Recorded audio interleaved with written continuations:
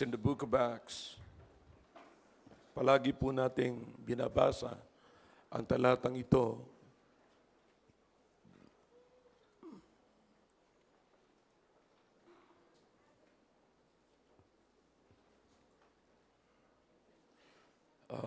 Meron sana po akong ibang mensahe sa hapong ito, but I feel like ito po ang kailangan natin based on the questions na akin pong natatanggap, mga kapatid.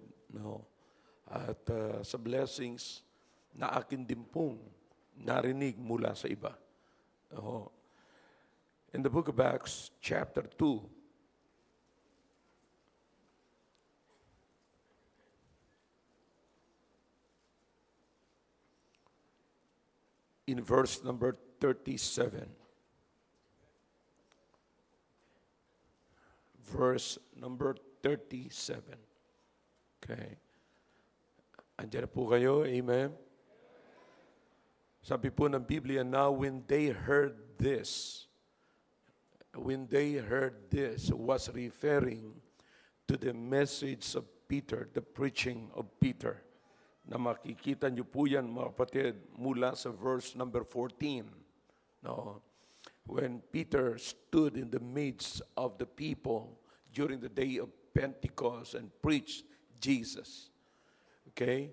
And then in verse number 37, the Bible says, when they heard this, they were pricked in their heart and said unto Peter and to the rest of the apostles, men and brethren, what shall we do? What shall we do? Alam niyo po, yan ay magandang katanungan ng hindi po ito question with arrogance, pero ito po ay question with ignorance. Okay? Na dapat po nating bibigyan, mga kapatid, ng pansin sa iglesia, sa simbahan. Okay? Sapagkat hindi po natin alam, maraming mga Kristiyano na hindi po talaga nila alam kung paano sila magsisimula bilang isang Kristiyano. And tonight, I feel like ito'y dapat po nating malaman, dapat po nating marinig, sapagkat napakahalaga na maunawaan po natin kung ano ang ating behavior, ano ang ating attitude kapag tayo bahagi ng iglesia. Po, sabi po nila, and Peter preached. Pagkatapos mag-preach si Peter, ito po yung nakarinig sa kanila, ang katanungan nila, what shall we do? What shall we do? Okay? So tayo po ay sandaling manalangin. Dakilang Diyos, marami pong salamat sa talata na binasa po namin. Pagpalain niyo po ang mensaheng ito. Nawa as a part, a member of the church, a member of the body of Christ, matutunan po namin kung ano po ang aming attitude towards the church as a part of the body. At magkaroon po kami ng pagmamahal sa gawa. Maunawaan po namin ang lahat. Oh God, please. In Jesus' name, amen. Thank you. You may be seated in the presence of our God. Okay.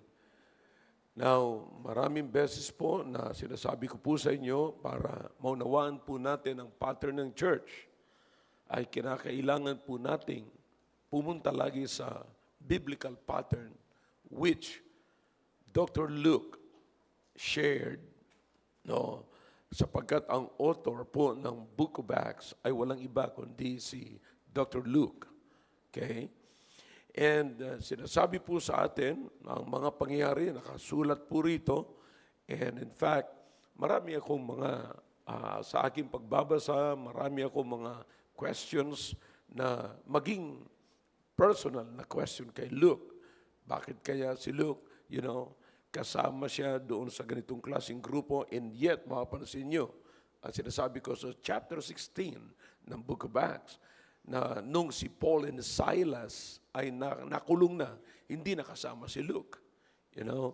So, yung mga ganyan, pinag-aaralan ko po yan. Bakit? Napaka-dedicated niya naman, pero bakit pagdating doon sa ganung klaseng kalagayan ng Kristiyano, nawala ng bigla si Luke? See, dati-rati, ang words na sinasabi niya ay nasa personal, first person, personal na pronoun sa pamagitan ng paggamit niya ng salitang mga we. And then later on, makikita niyo na po, nasa third person na, nasa they na, you know. So, dati, kasama siya sa grupo, and then ngayon, sabi niya, sila na lang. Bakit? Anong problema? Okay? Now, ang nakikita ko lamang po ay lahat nangyayari po yan ngayon. So, pinapakita lang sa atin sa Book of Acts na ito dapat ang kalagayan. At ipinapakita rin sa atin ng ito rin ay hindi na dapat mangyari. Ito ang dapat mangyari at ito yung hindi na dapat mangyari. See, are you with me? Now, yan po yung mga bagay. Now, punta po tayo rito mga kapatid sa action na ito dito po sa Acts chapter 2. Sabi ko sa inyo kanina, si Peter nag-preach, and then after he preached, merong response yung mga tao sa kanila at sa pamagitan ng katanungan, when they were convicted by the Holy Spirit, sabi ng Biblia, as far as the conviction is concerned here, mga kapatid, they were pricked into their hearts. Okay, tinablan talaga sila ng grabe, mga kapatid. So that, nag-arise yung question na sabi nila, men and brethren, what shall we do? What shall we do? And then, sinagot po sila ni Peter sa verse number 38, repent and be baptized, every one of you. Repent and be baptized, every one of you. You see, yung mga bagay na ito, mga kapatid, ay inseparable. Ako'y naniniwala sa mga taong nagsisisi ay nagpapasakop sila sa Panginoon. Nagsisisi sila sa dati nilang kalagayan, sa dati nilang pag-iisip. So when they change their mind, so metanoia, sa Greek word, yan po ang ibig sabihin ng repent. Metanoia, change of mind. So nung sila po ay nag-change of mind, sila po ngayon ay nagsimulang magpasakop. The word baptism is not just referring to water baptism, but under. When you hear the word baptism, lagi po yung under. Water baptism, underwater. Clouds, baptism in the clouds, under the clouds. Yan po ang lagi niyo ilalagay. So, when you identify, when you begin to be identified with the Lord Jesus Christ, ibig sabihin, nagpapakita kayo na nagpapasakop na po kayo kay Kristo. Okay, maliwanag po. And then makikita nyo ang resulta na nagpasakop po sila. In verse number 41, makikita nyo po, they were gladly received the word. They gladly received the word and gladly obey the Lord in water baptism. Okay? Now, the good thing here, kapatid, here it is. The Bible says, and they continued, verse number 42, they continued steadfastly. Okay? And they continued steadfastly. Wala pong pag-aalinlangan, sila po ay sumunod sa Panginoong Jesucristo. Sumunod sila sa katuruan ng Panginoong Jesucristo. Ang nakalagay po rito is apostles' doctrine. But apostles' doctrine is the doctrine of the Lord Jesus Christ. It is what He believed and what He taught. You see, yan po ang ibig sabihin niyan. Nagpatuloy po sila doon, mga kapatid. You see, ngayon, kung sila po ay nagpatuloy, meron po silang pinagsimulan. So makikita nyo kung saan sila nagsimula dito, particularly sa context na ito, kapatid, nagsimula po sila sa pakikinig ng preaching. But the early church is preaching Jesus. So nagsimula po sila sa preaching.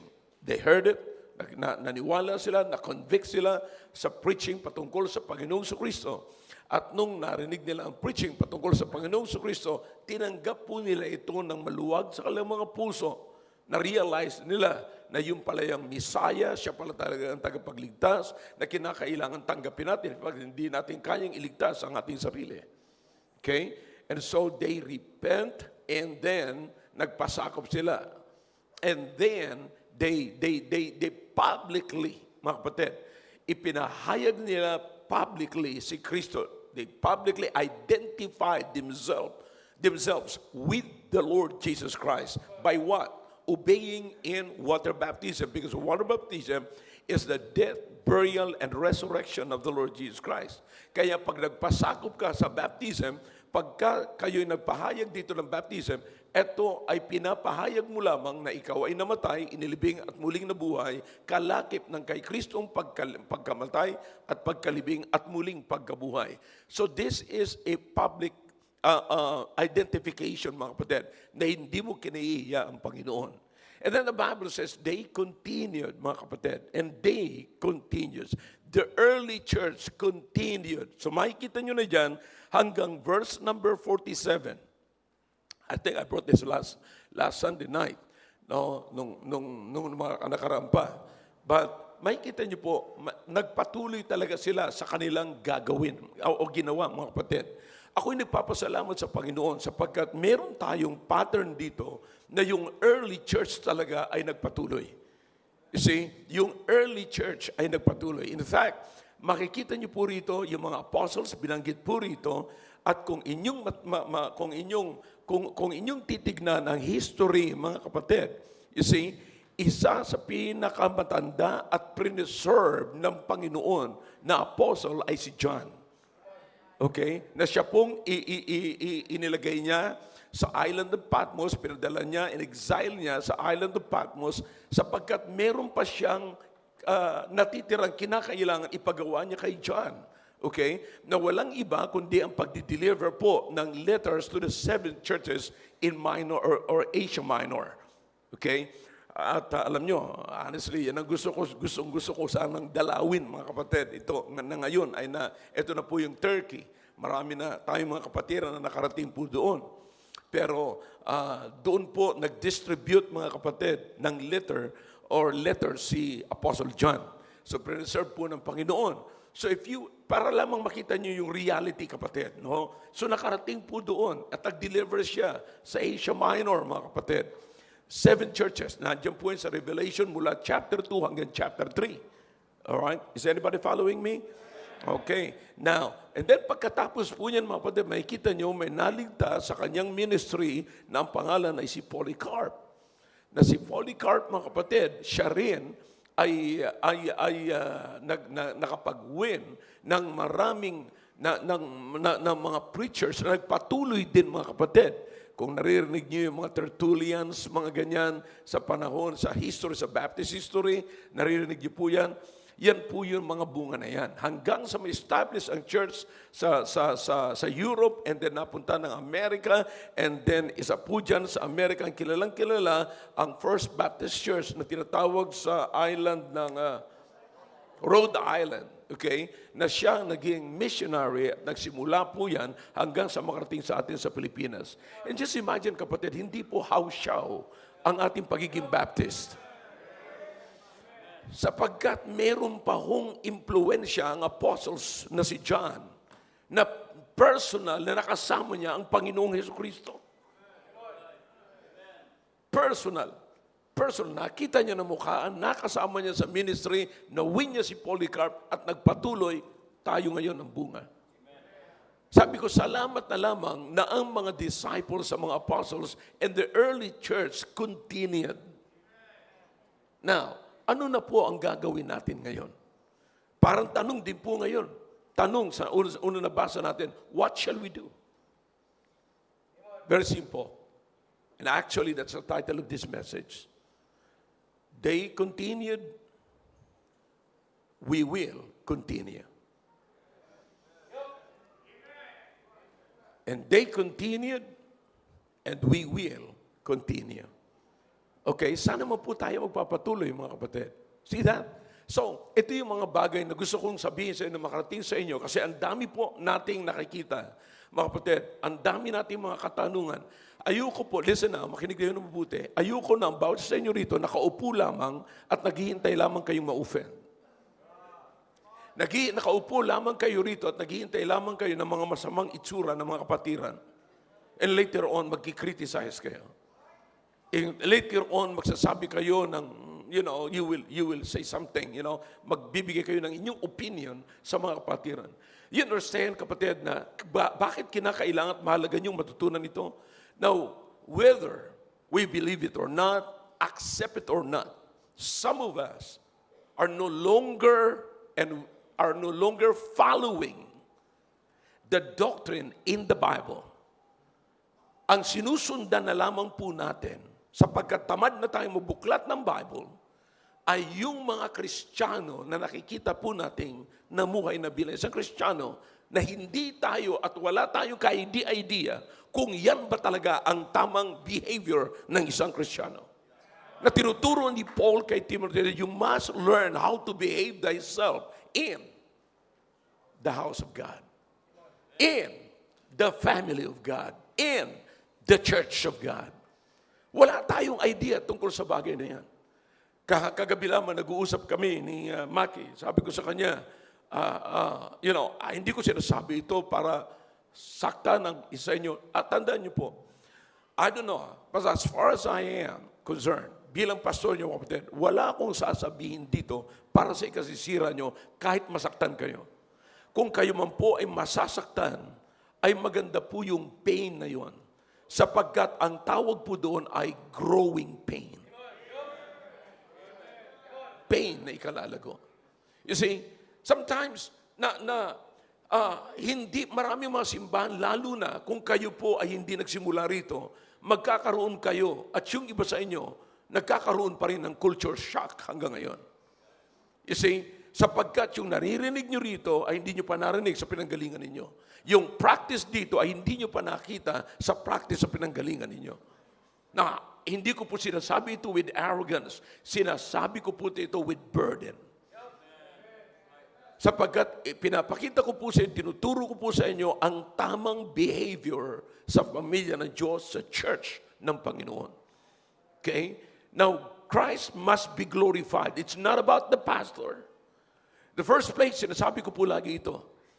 Let me just say this once again. Okay? Uulitin ko lamang po ito. Naging membro kayo ng church nito, hindi dahilan sa kagustuhan ko. At lalong hindi rin sa kagustuhan ninyo. If you go to the Bible says, and the Lord added to the church daily such as should be saved. The 3,000 also got saved and got baptized, were added to the local church. Pero ang tanong, kapatid, sino ang nagdagdag sa kanila? Panginoon. Hindi yung pastor at hindi rin kayo. Hindi nyo desire, ang Diyos ang nagdadagdag. At kung totoo na ang Diyos ang nagdagdag sa iyo rito, magkakaroon ka ng desire na mag-submit sa gustong mangyari ng Panginoon sa buhay mo sa church na ito. You see, because the Lord knows it. Alam ng Diyos na kailangan mo ito. To be honest with you, ako'y natutuwa na magkakasama tayo sa gawain ng Panginoon. But maybe you don't understand the responsibility na hawak ko po ngayon. You see, alam niyo, lagi nag-uusap kami nila, Brother Roy, sabi ko nga, may mga tao rito na ayaw ninyo. Yeah, nakikita nyo, lalong-lalo pag nakita nyo na ang taong yan may problema. Lalong-lalo na ang taong yan ay hinubog ng kasalanan ng mundo. Lalong-lalo na kapag ang taong yan may bad record, kapatid, ayaw niyong makita rito. Na kung kayo ang tatanungin kung siya ay madadagdag dito, kapatid, sasabihin nyo, wag na wag, pastor. Kapag dinagdag mo yan dito, aalis ako. At kung ako naman tatanungin nyo, umalis na kayo ng maaga. Now listen, you understand kung anong dumadating sa akin, mga kapatid? Sabi ko kay Brother Roy, Brad, ayaw ng mga tao yan. Pero kung sa akin yan pinagkatiwala ng Panginoon, anong magagawa ko? To be honest, sino ang may gustong humawak ng mabigat na responsibility? Ayoko rin eh. Akalain mong pati tinuin mo yung tao. Ha? Eh kung sabi ko nga sa inyo, yung bulag na pinakita ng Panginoon, 2 beses niya dinuraan. 2 beses niya binalikan, mga kapatid. Ay yung ganung klaseng tao, kapatid, hindi lang 2 beses. Dura na may sampal pa yun, baka hindi pa kayanin. You understand what I'm saying? But listen, you have to understand that it is not your desire to be a part of this church, but it is God's desire for you to be a part of this church. That's why the Bible says, and the Lord added to the church daily such as should be saved. You've got to be happy, brethren, na ang Panginoon ang nagdagdag sa iyo. Na kung ang Panginoon nagdagdag sa iyo sa iglesyang ito, exactly God knows what you need. Maybe kung ikaw ang tatanungin, hindi mo kailangan ng itsurang ito. Pero kung ang Diyos ang tatanungin, sasabihin niya, kailangan mo yung pogi na yan. pastor na yan. Yeah. Kailangan mo yung pastor na yan. You see, now, yan ang maliwanag sa Bible. Am I preaching the Bible? Look at your Bible, kapatid. Now, it's not mine. You see, I'm not preaching opinion here. I'm preaching the Word of God here. And the Lord added to the church. Actually, and the Lord Jesus added you to His church. Aren't you glad na nung dinagdag kayo dito ng Panginoon sa pamamagitan ng baptism? Oo. Hindi ba sa baptism yon? Sapagkat ang baptism mo ay parehas na parehas ng baptism ng founder ng local Bible-believing Baptist Church. Iisa lang ang baptism natin. Baptism ni Jesus, baptism mo. Yung baptism mo, baptism ni Jesus. Alright? Ngayong dinagdag na tayo dito ng Panginoon, kapatid, sabi ng Panginoon, the Bible says, pag nakita niyo po dito mga kapatid, yung pattern, kapatid, sabi ng Biblia, verse number 44, and all that believe were together, and had all things common. Bakit hindi po magiging common? Anong rason? Sigurado magiging common. Ibig sabihin, iisa lang ang galaw natin. Bakit? Isang Diyos ang ating pinaglilingkuran. Iisang salita ng Diyos. Isang Bible ang ating binabasa. Iisang mensahe ang ating naririnig. Iisang pastor ang nagsishepherd po sa atin. Iisang klase ng baptism ang ating tinanggap. Iisang klaseng kaligtasan. Wala hong special na kaligtasan kahit na special person ka pa. Iisang kaligtasan ang ating tinanggap. And now, God put us together na parang mag-asawa. Kaya nga doon hinilimbawa ng Panginoon the book of Ephesians. Yung mag-asawa na hindi na pwede maghiwalay. Sabi ni iba, dati akong miyembro dyan. Akala mo lang siguro miyembro ka. Sapagkat kapag ikaw ay membro ng Iglesia ng Panginoon, forever membro ka ng Iglesia ng Panginoon. I don't know mga kapatid, mabuti pa yung Marines na nagsasabing, once a Marine, always a Marine. Ayaw nilang sabihin na sila'y sundalo. I'm not a soldier, I am a Marine. Sasabihin ko lang, ano sagot ko sa kanila? Huya. Ganun lang ang simpleng sagot ko sa kanila. You see, but listen to me now. Here's the thing, kapatid. Ngayong nasa church na po tayo, sabi ng Biblia, etong early church, and they continued. Okay?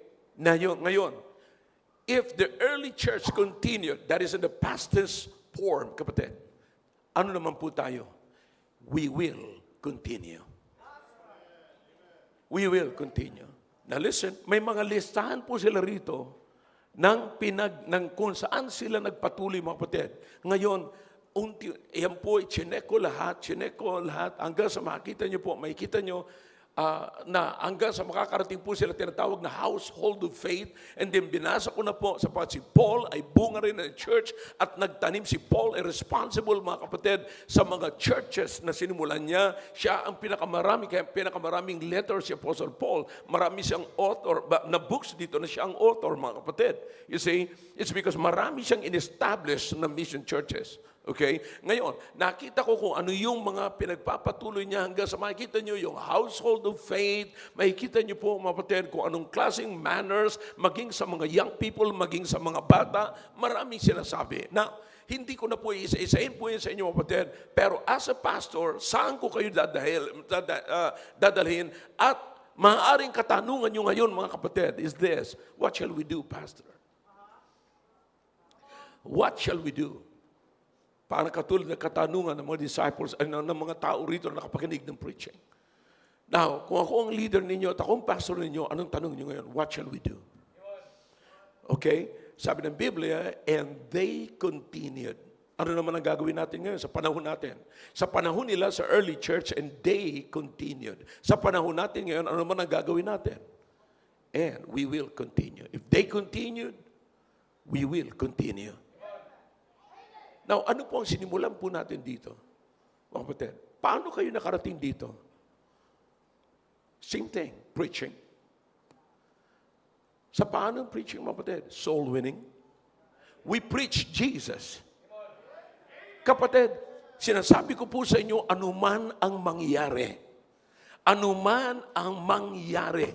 babalik at babalik tayo sa preaching natin na walang ibang pasimula sa preaching. It's not about transforming preaching or pagbabago ng buhay, kapatid, but we will start from preaching Jesus. They preach Jesus every day. They preach Jesus. Doon po tayo nagsimula. At kung tawagin po natin yan ngayon ay soul winning. So ibig sabihin, kapatid, tayo ay magpapatuloy sa soul winning. Hindi po natin to ilalagay sa isang tabi. Kung ang pakiramdam po ng bawat isa na matagal na po rito, well, dati ko nang ginagawa yan. Well, dati akong choir member. Well, dati akong manggagawa dyan. Well, dati akong full-time. Well, dati ko, marunong ako mag-soul winning. But my question is, pinagpapatuloy mo ba na ginagawa yan? If you think, kung sa akala mo, yan ay mahalaga at yan ang pasimula ng isang malagong gawain, then bakit natin titigilin ang mga bagay na ito, mga kapatid? Now, you understand? You just don't understand how I feel, kapatid, pag nakikita ko na nakukunti ang bisita natin, na tapos makikita ko, mga kapatid, na parang tamad tayo pag nakatayo na yung bisita, walang lumalapit sa kanila para i-share ang gospel. Kapatid, ano ang ating pinanggalingan? Go back doon sa ganung klaseng thought, mga kapatid. Saan tayo nanggaling at anong pinanggalingan natin? Hindi po ba nanggaling tayo sa preaching? Hindi po ba nanggaling tayo sa soul winning? Then bakit iiwanan natin ang soul winning? Lahat sinasabi ko po sa atin dito, wala akong makakapagsabi rito na ako siguro mahina ako magsalita. Hindi ako marunong sa kaya hindi ako pwede. Kayo na lamang mag-soul winning. No, sir. It is the church business. It is church business na ang bawat isa sa atin ay dapat matutong mag-soul winning at dapat mag-involve sa isagawain ng soul winning. Bakit? Sapagkat yan ang pinakampasimula ng buhay ng isang Kristiyanong lumalago. Yeah. Diyan po tayo magpapatuloy. Diyan po tayo magpapatuloy. Ano pang pagpapatuloy? Marami pa tayong dapat ipagpatuloy. Alright? Ipagpapatuloy natin ang soul winning. Ipagpapatuloy natin ang discipleship. Okay? Ipagpapatuloy natin na hindi nagtatapos sa soul winning. Kaya lagi ko po sinasabi sa inyo, soul winning is not the main thing, but soul winning is the beginning of the main thing. Hindi po tayo magtatapos sa soul winning. Magpapatuloy po tayo mula sa soul winning. Hindi mo may disciple, wala kang maituturo sa hindi mo pa nawiwin. So magpapatuloy po tayo itutunuto. Kaya mga kapatid, yung baptism, ako'y nagpapasalamat sa Panginoon na wala tayong service na walang baptism. Nagpapatuloy tayo. But listen to me now. Kinakailangan ang bawat isa. Kaya ko po dinala ang mensaheng ito, mga kapatid, sapagkat ang soul winning at saka ang discipleship ay hindi lamang po yan para sa mga full-time. Hindi lamang po yan sa mga choir members. Hindi lamang po yan sa mga Sunday school teacher. Hindi lamang po yan para sa mga ushers, para sa mga security, at sa mga nag-i-involve na rito na kung tawagin natin core group ng church. Listen, you are a part of the body. You've got to take action, kapatid. You've got to get involved. Maging sa katawan mo, bawat bahagi ng katawan mo, isinisense mo kung ito'y gumagana pa. Ayaw mong lumakad, kapatid, na hindi gumagalaw ang kanang braso mo. Mas lalong ayaw mong mangyari na pagka lumalakad ka, ay hinihila mo na lamang isang paa mo. No. Hindi na po yan, kapatid, asset. It becomes liability sa buhay mo. See that? So kaya nga po, maunawaan po natin na ang gawain sa simbahan, kapatid, ang gawain sa church, it doesn't matter kung sino ka. Isa lamang po ang alam ko rito, kaya wala na po tayo ditong sinisino-sino. Isa lamang po ang alam ko, lahat po tayo rito ay anak ng Diyos. Wala tayong ipagmamalaki natin. Huwag mong isipin yung kalagayan mo, tinitirhan mo. Huwag mong sabihin yung huwag mong isipin yung educational attainment. Huwag mong isipin kung magkano ang pondo mo. Ang isipin mo, anak ka ng Diyos, parehas tayo magkikita-kita sa langit. Iisa ang Panginoon na ating tagapagligtas. Iisa ang Diyos na ating pinaglilingkuran. Therefore, lahat tayo, kapatid, magtatrabaho. Dapat may desire po tayong lahat mag-involve. Huwag nating iisipin dito, yun lamang mga magagaling magsalita ang dapat mag-involve. Magaling, no. Lahat po tayo mag-involve. Kaya magpapatuloy ang ating discipleship. Magpapatuloy ang ating discipleship. Bibilisan ko lamang po ito. Okay? Now, what else? Magpapatuloy po ang ating pagbibuild dito ng godly family. May katanungan, nung last Friday, meron po kaming meeting with the team prep. Fellowship, nagsalita. Kasi sinabi ko sa inyo kanina umaga, nagsalita. Si Brother Roy nagsalita, si Brother Tony nagsalita, si Rona nagsalita po ako. And isa sa mga katanungan, kasi hiwa-hiwalay po, nagsalita rin ako sa mga lalaki, ang katanungan ng mga lalaki is this: Pastor, hindi po ako full-time at wala pa akong plano na mag-full-time. Pero, pwede ba akong mag-asawa ng full-time? At pag nag-asawa ako ng full-time, ako po ba'y mag-full-time? You see?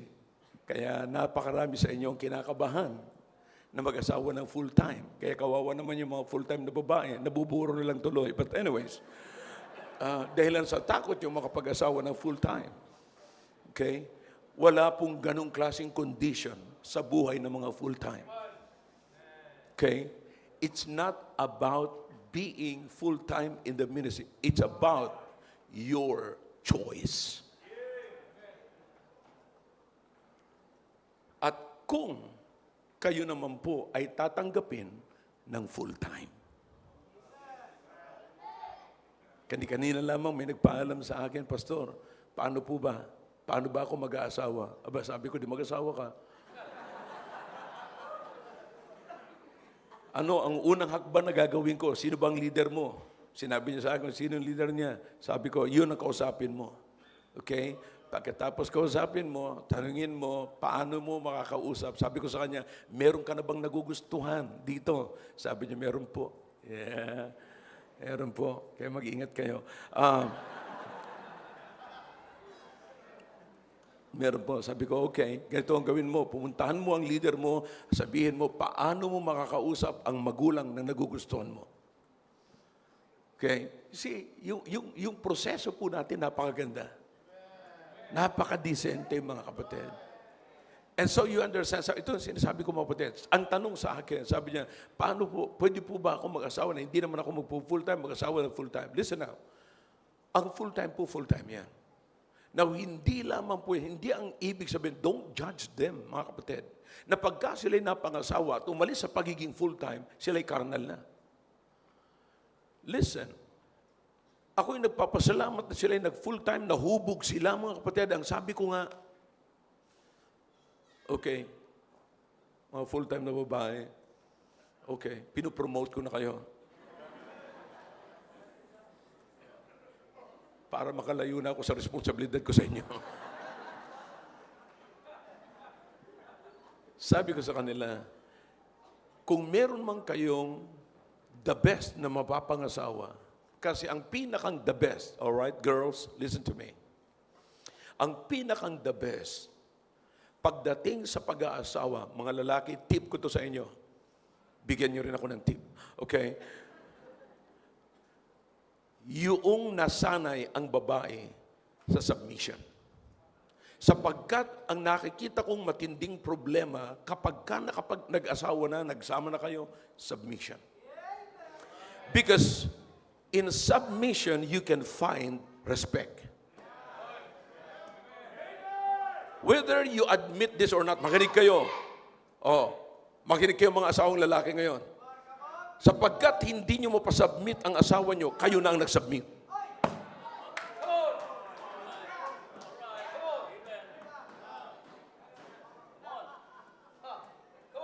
Yan, totoo niya. Kilala ko kayo. Yeah. Nakakaawa ang mga ilalagay ng Diyos doon sa pag-aalaga ninyo. Number one, sino yon? Mga anak ninyo. Nakakaawa kapag ang mga bata, wala silang example na nakikita patungkol sa submission. Lalong-lalo na kapag ang anak ninyo ay babae. Naririnig mo ako, Maki?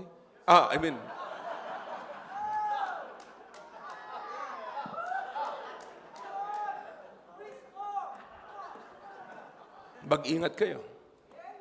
Kasi ang mga anak ninyong babae, kalalakihan nila na ang bida sa loob ng tahanan ay si mami ko.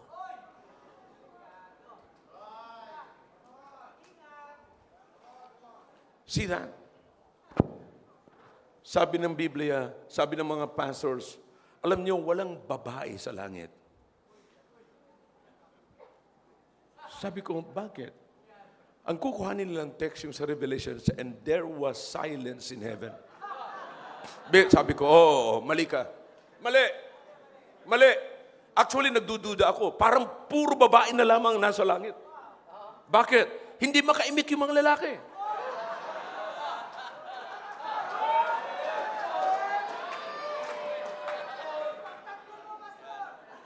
Yeah, dito ka lang maingay eh. But anyways.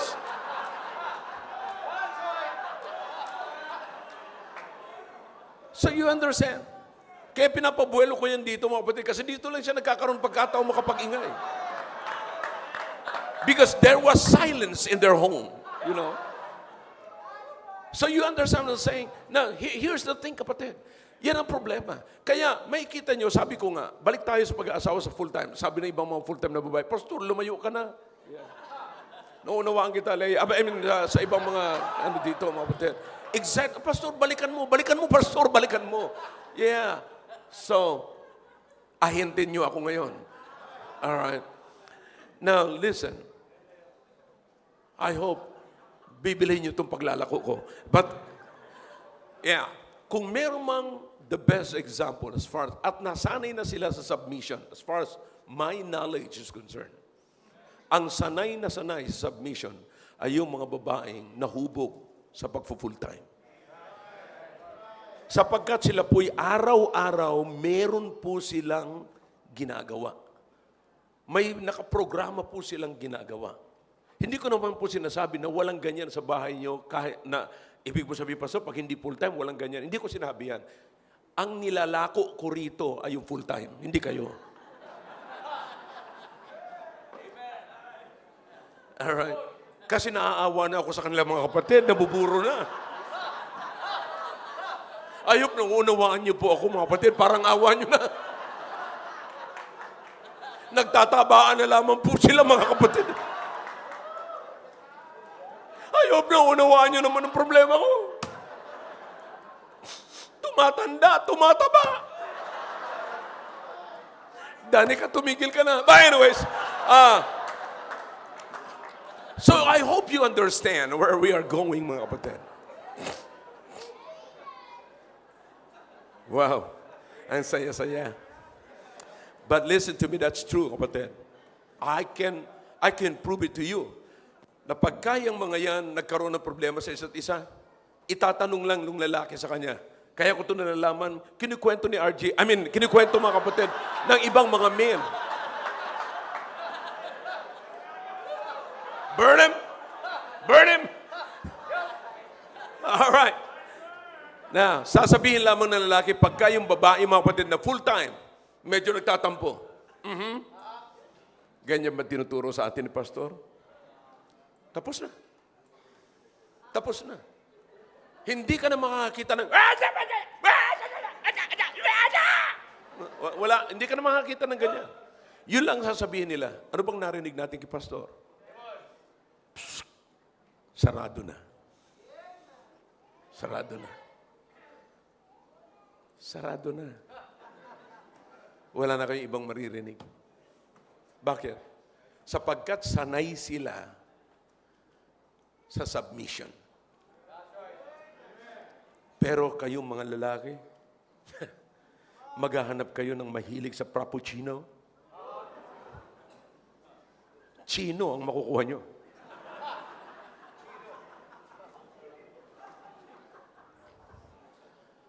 See? So, what I'm trying to tell you about it is this. Balik tayo sa mensahe. Saan tayo magpapatuloy? Sa pagbibuild ng isang godling tahanan. At ang godling tahanan, mga kapatid, masusumpungan nyo sa mga full-time.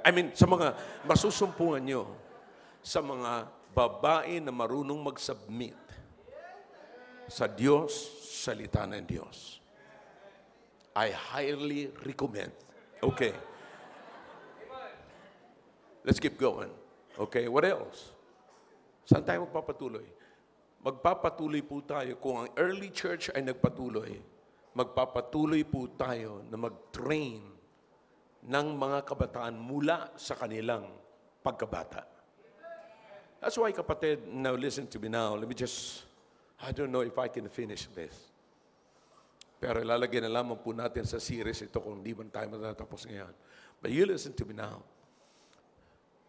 Kung kayo po ay nag-o-observe sa church natin, at least alam nyo yung mind at wisdom ng church nito. Okay? It's from God. Malalaman nyo na we are driven by the Spirit. Now listen to me now. The book of Acts is not the Acts of the Apostles. The book of Acts is the acts of the Holy Spirit in the lives of the apostles and disciples of the Lord Jesus Christ. Yan po yan, kapatid. So, you are a part of the Spirit-led church. Kayo po ay bahagi ng isang iglesia na pinangungunahan hindi ni Pastor Hill, kundi ng Banal na Espiritu. Alright? I don't know about you, but I hope you believe that. Okay? Now, kaya nga po, makikita po natin, mga kapatid, hindi man po tayo perfecto rito, pero unti tayo po ay namumold, kapatid, nag-grow mula doon sa sinabi ng Biblia sa salita ng Diyos. Sa pagkakilala natin sa Panginoon. At ang nagpapakilala sa atin, mga kapatid, ang gabay natin, walang iba kundi ang Banal na Espiritu. You see, ngayon, anong ginagawa po natin sa mga bata? May programa tayo sa mga bata.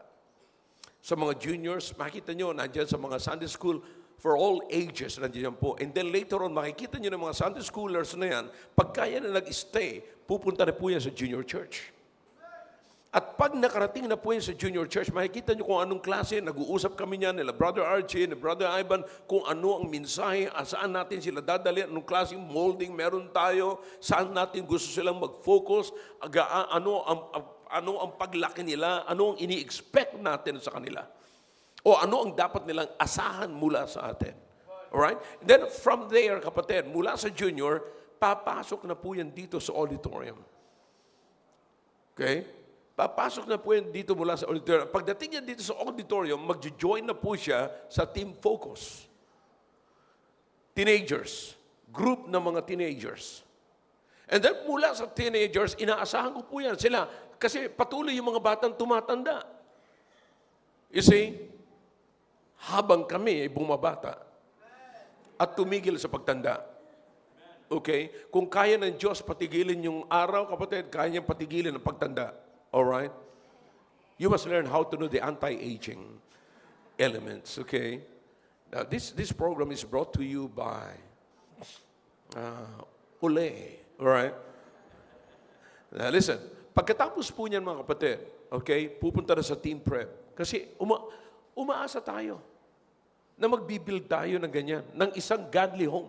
Pero kung gusto natin magkaroon ng godly home, ang preparation, mga kapatid, ay hindi doon sa pagpaplano ng wedding. Ang preparation ay mula sa pagkabata. You understand kung anong meron tayo rito? Come on, talk back to me if you can. Naunawaan niyo kung anong meron tayo rito?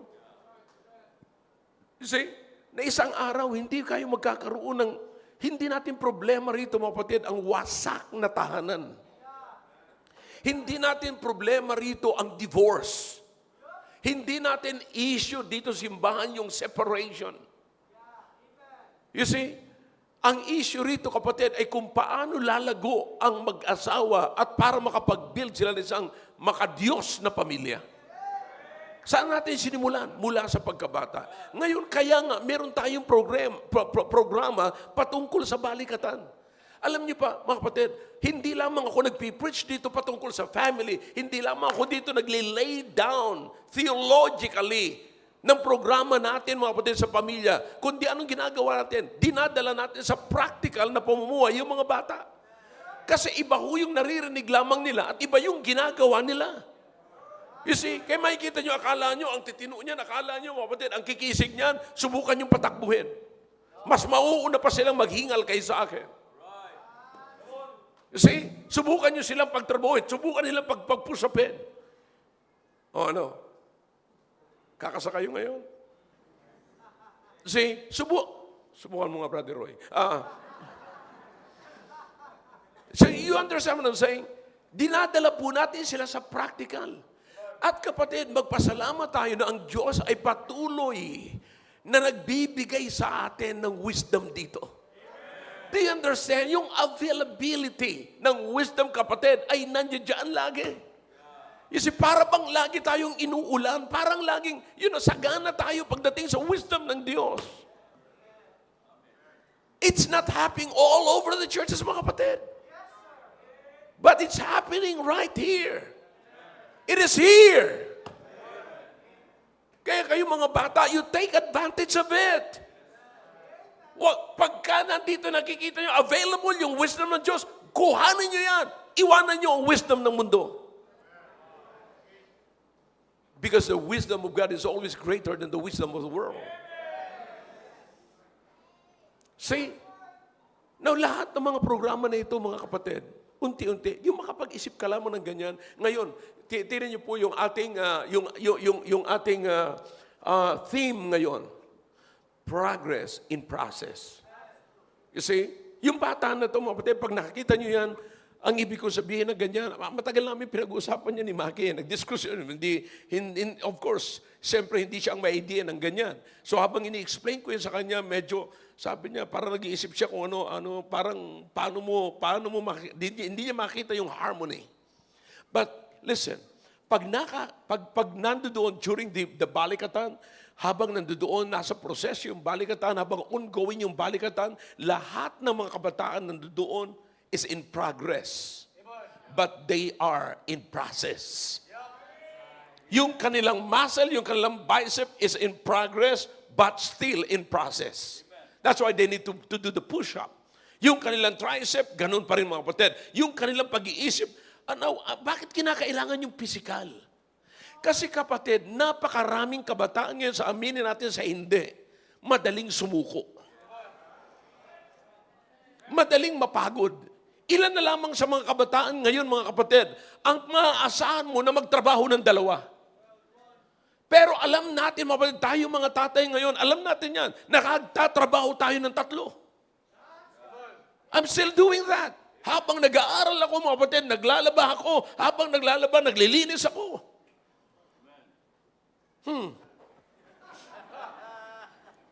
So you understand that? Ang dami natin pwedeng gawin. Now, yan ang gusto ko maabot ng kabataan. Yung kabataan, utusan mo. Kuhanan mo nga ako diyon ng isang balding tubig. Dahil lang po. Bakit may ginagawa? Isa lang ang pinapagawa mo, ang bagal pa. Buisit eh. Bagal na yan. So you understand what I'm saying, kapatid? Now, saan natin sila dadalhin? Anong ipapagawa natin sa kanila? Tingnan nyo, akala nyo, ang tatapang ng mga bata. Kung gusto nyo matest yung tapang ng mga bata, yung mga anak ninyo, dalhin nyo kay Doc Eugene.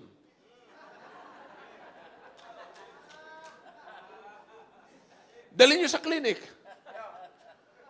Hanggang ilang taon yun, Doc Eugene? 36. Okay. Pwede ka na sumubay, Richard. But anyways, alam nyo, doon mo makikita. Ano ba? Akala ko ba ang tapang mo? Parang paghabang-habang nandoon nakahiga yung bata, nandun kami, naku, bakit ang daming dugo? Naku, mauubos na ang dugo niya sa katawan. Totoo ba? Akala ko ba ang tapang? Kapatid, hanggat hindi natin dinadaan sila sa proseso, walang progreso. Let them be willing and submit to the process that they may experience progress.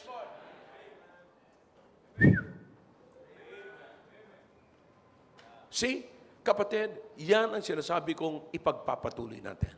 Lastly, last part lang muna ngayon. Okay? Pagpapatuloy natin yung mga bata.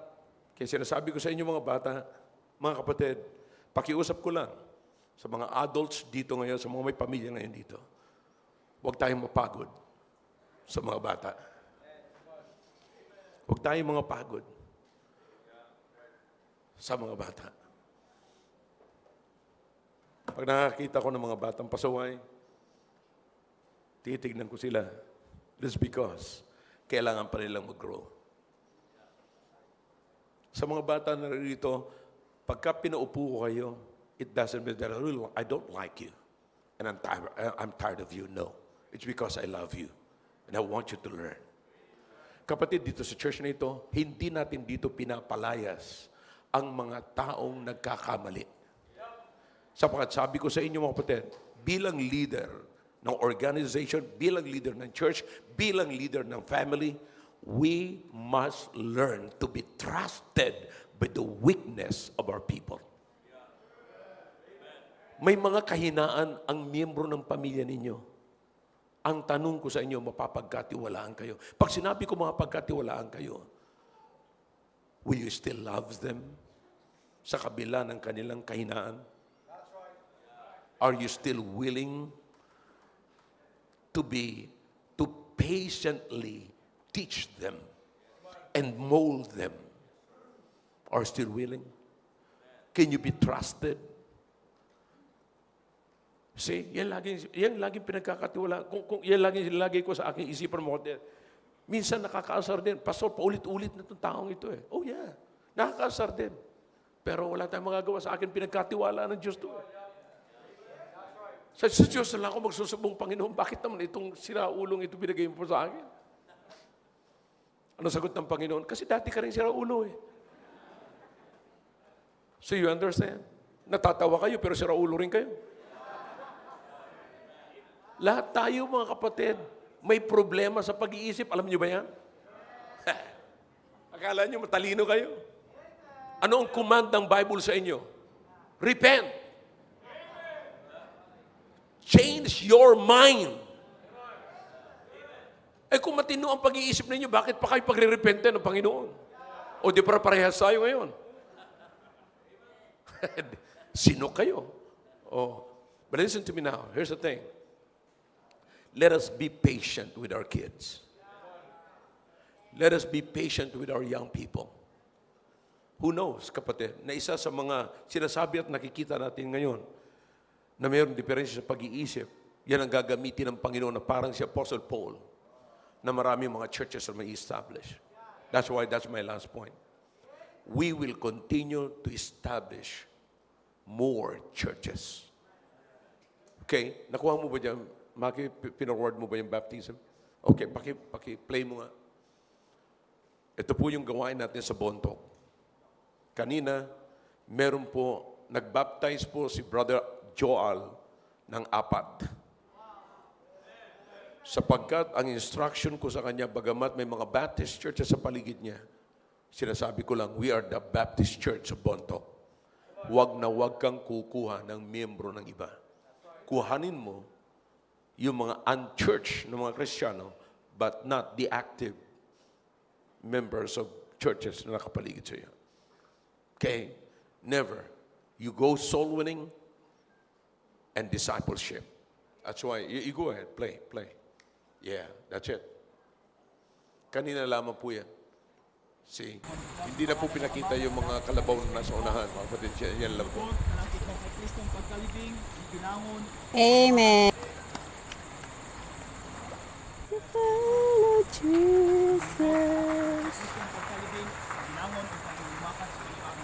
Amen. You understand? Kapatid, magpapatuloy po tayo na mag-establish. Kanina lamang nagpadala sa akin ng message, mga kapatid, si Pastor Fred. Kagagaling lamang po nila dito. Nagkaroon kami ng special sessions dito. Kaya halos araw-araw ako nagsasalita po sa kanila. Kay Pastor Ido, kay Pastor Albert, and kay Pastor Fred. At sa ilang mga pastors, kasama na po doon si Pastor Daniel, and yung iba pa mga pastors na dumating po rito. Last session na namin ay noong Thursday night, Thursday night. Okay? Nagkaroon po kami ng session, and then nagsalita po ako sa kanila ng kulang-kulang 2 oras. Mga kapatid, sabi ko sa kanila, i-record nyo na lamang. Okay? Habang nagsasalita ako, nandiyan po yung kanilang mga cellphones, naka-record po lahat. And kanina, nag-message sa akin si Pastor Fred.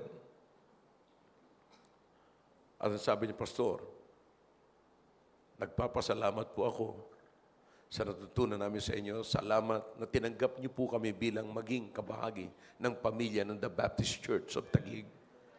Kaninang umaga, meron po kaming 6 na bisita.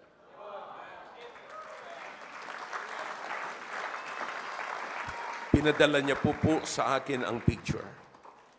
Halos lahat na po sila lagi nagsasabi sa akin, may bisita po kami every Sunday, every service.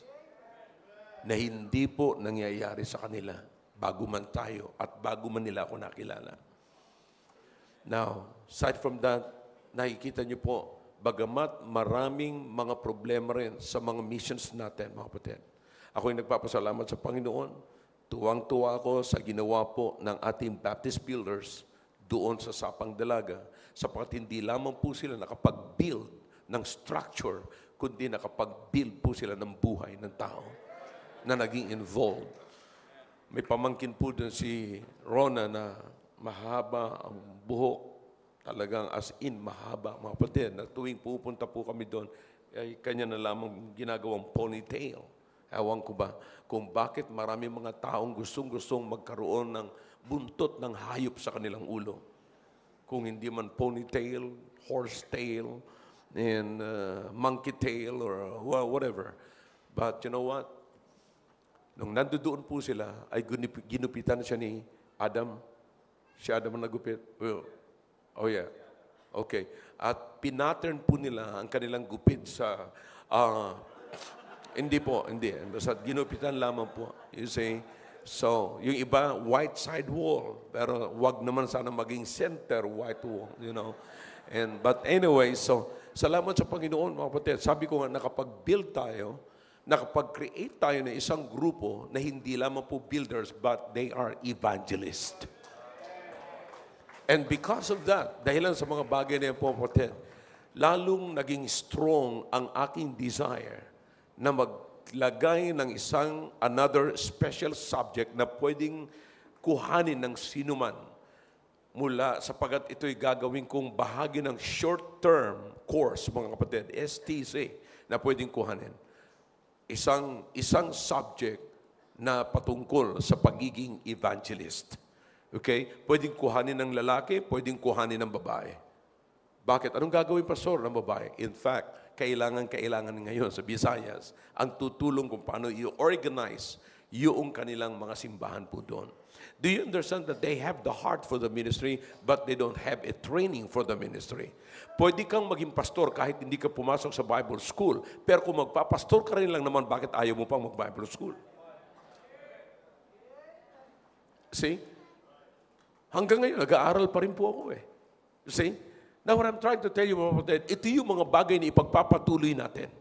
Tuloy-tuloy ang ating pagiging blessing. In fact, this coming Tuesday, mag-move kami. Lahat ng programa patungkol sa youth, tawag nila doon? Youth, Independent Baptist Youth Conference. 16 kami, kasama sa grupo. Kasama si Brother Al, kasama si Brother Roy, and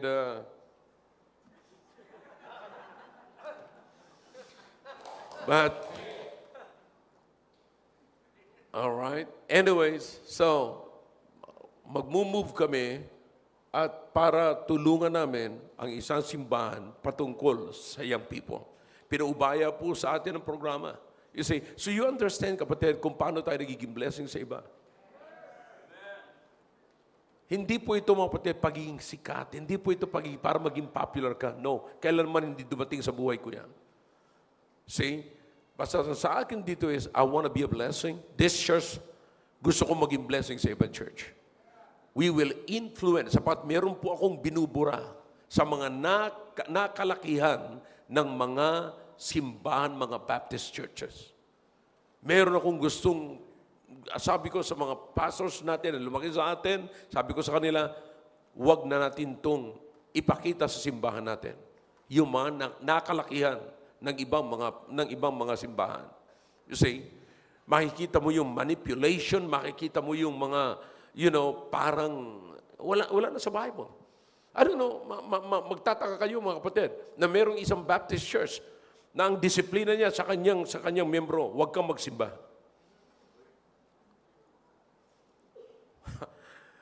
Habang nag-uusap kami sa office, sabi ng isang kapatid, sabi ng isang pastor, akalain mo, pastor, pinagbawalan yung kamag-anak ko na sabi niya sa nagkamali siya, pero actually, pagkamali niya, tulong, minali lang. Minali nung leader ng simbahan, siyempre. Alright. Alam mo ginawa sa kanya? Huwag ka muna magsimba. Huwag ka muna magsimba. Akalain niyo yan, pagbabawalan mo ang isang tao na huwag magsimba, na yung simbahan in the first place ay hindi iyo. Kapatid, I am your pastor, but I do not own this church. Christ. This is Christ's church. This is not my church. This is Christ's church. Hindi ko kayo pwedeng pagbawalan na pumunta rito. In fact, dito sa atin, sa sino mang naalam ko na nangangailangan ng mensahe, nagkaroon ka ng problema, nagkaroon ka ng pagkakamali, nasa harap ka. Special ka. Kaya alam niyo na itong mga nasa harap na ito. Ito. Alam niyo na kung bakit nasa harap yan. In a form of, okay, security ni pastor. Hindi. Kasi laging tulog sa likod eh. Okay.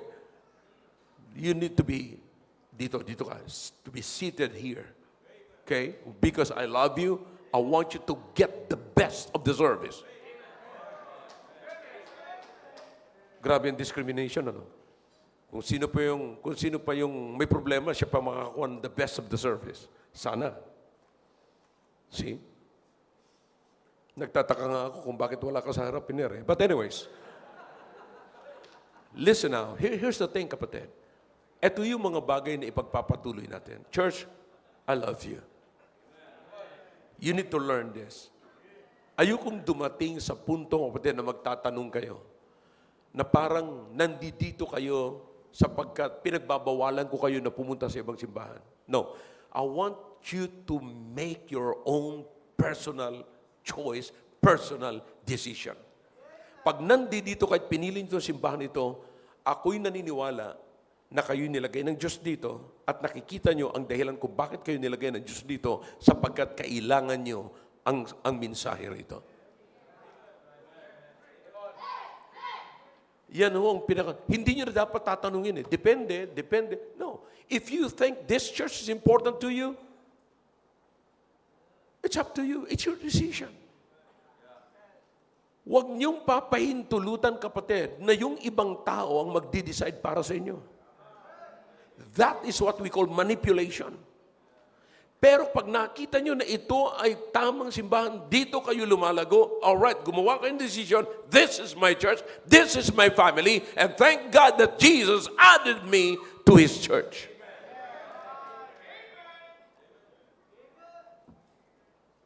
Hindi ko kailangan, mga kapatid, ang validation ng ibang tao. Ako ang nangangailangan. Kapatid, you understand? Last na to, na kayo'y tinuturuan ko na hindi lumaki, maaaring ang impression ninyo sa church is, kailangan ako ni pastor. No. Kalimutan natin yung kailangan ko kayo. No, hindi ko kayo kailangan. In fact, kailangan nyo ang pastor. marami na po akong namimit. Nung retirement ni Brother Roy, may namimit kayo mga retired doon, mga nakarating din sa narating nila Brother Roy ni Brother Joe. You see, alam niyo naman po ito, sila Brother Joe, Brother Roy, itong mga ito, nakasama ko po ito ng mga tinyente pa lamang sila. Nakikita ko yung iba. Sabi ko, wow. May mga ranggo sila, pero ang tanong ko, may pastor kaya sila? No, hindi ko po sinasabi ito with arrogance na ako'y nagmamalaki. But it's biblical. When when God saw the needs of Israel, ang sabi niya, because by that time, no more prophets, no more priests, no more spiritual leaders. Pero sabi ng Panginoon, I will give you pastors according to mine heart. Kaya maraming mga taong may pera na, may edukasyon na sila, matataas na ang lahat. Tanong ko lamang, may pastor kaya sila? Kamakailan lamang nandoon po ako kila John Hill.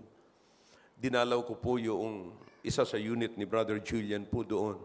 Sila Brother Mark. Doon dinalaw ko. Tuwa naman si Brother Mark. Kapapasok ko pa lamang sa office niya. Inabot na kaagad sa akin yung mementos, yung itak ng igorot, itak ng native na may dalawang, may isang mahaba, may isang parang maiksi. Sabi ko, wow, I like it. And then, pagkatapos niyan, inikot niya ako. Pagkatapos sabi ko, Brad, pwede bang kausapin ko mga bata mo? Sabi niya, yes sir. Sabi niya gano'n. Alam niyo kung bakit mga kapatid? Nag-flashback sa akin yung dati kong ginagawa kila Brother Roy, kila Brother Al, kila Brother Willie sa mga unit dito. Na binibisita ko sila. Yan, sila Brother Hiner. Si Brother Hiner, magkasama po kami sa Special Reaction Group ng NISF.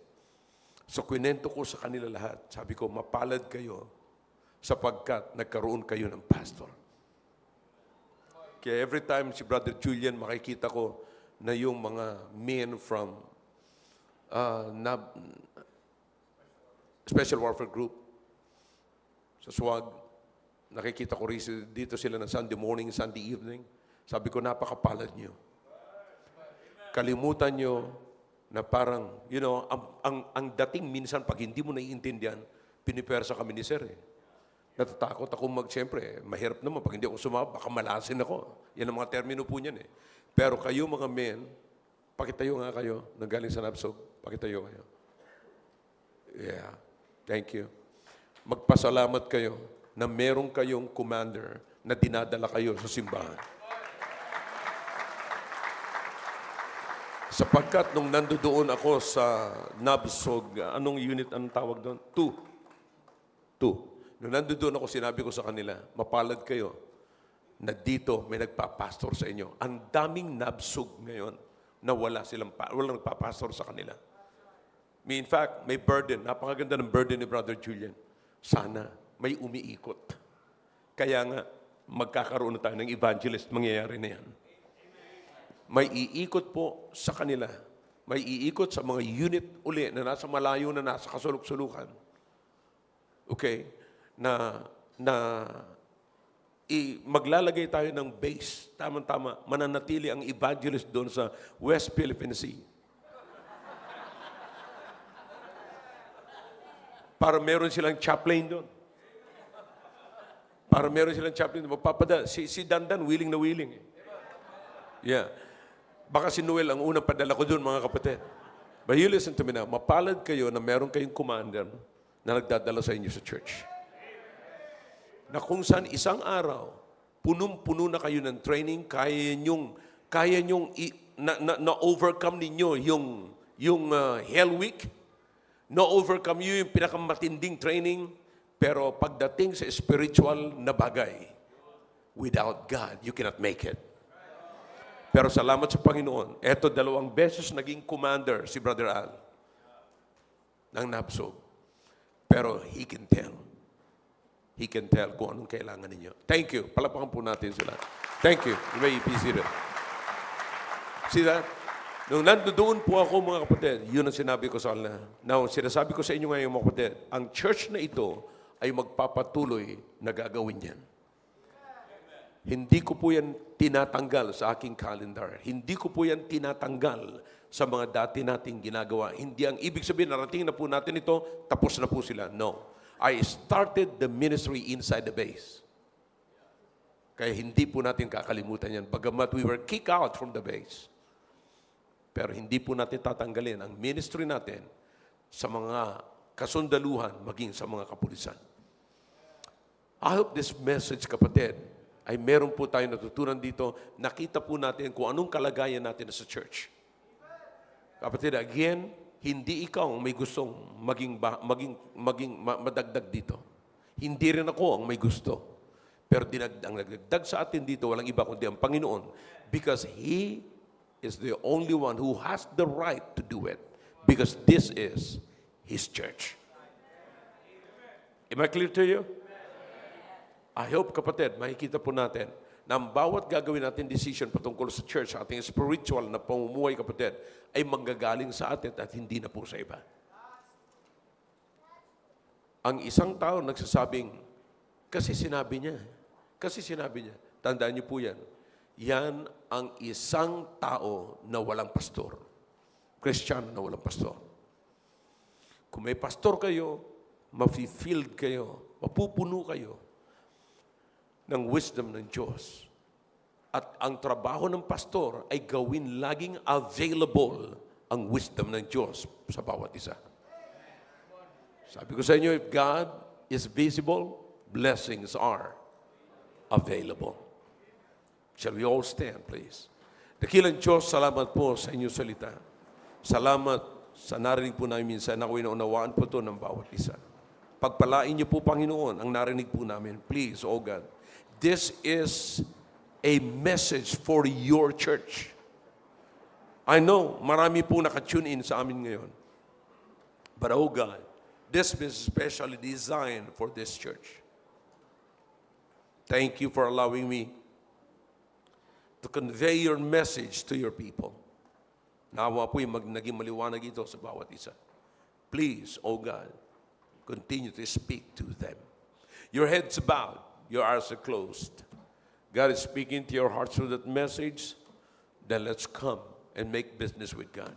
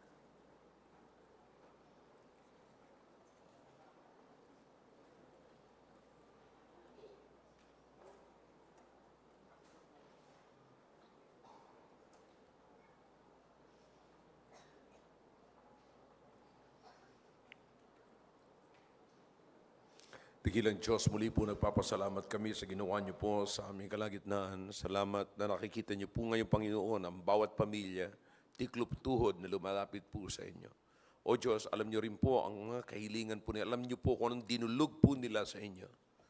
Dalangin ko po, O Diyos, na nakikiusap po ako sa inyo na pakinggan niyo po, O Diyos. Inyo pong dinggin ang kanilang karahingan. Inyo pong gampanan, O Diyos, o ipagkaloob sa kanilang kahilingan, O Diyos. Nais po namin magkaroon ng isang buklod-buklod na pamilya. Nais ko po, Panginoon, ang dalangin ko po at pakiusap ko po sa inyo na patuloy niyo pong ipagkaloob sa amin ng wisdom na available po para makapag-build po kami ng isang makadiyos na pamilya. Salamat po na naunawaan po namin ang mga bagay na dapat po namin ipagpatuloy. Salamat ng bawat siya'y lumapit, Panginoon, na maging kabahagi sa ipagpapatuloy po ng iglesyang ito. We will not stop, O God. Hindi po namin papatayin, hindi po namin titigilin ang anumang sinimulan po namin na naging dahilan ng paglago ng iglesyang ito. Salamat po, O Diyos, sa pangalan po ni Jesus. Amen. All right. Hope you get something. Amen. Did you learn something? Amen. All right. We will ask the ushers to please come quickly and we'll have a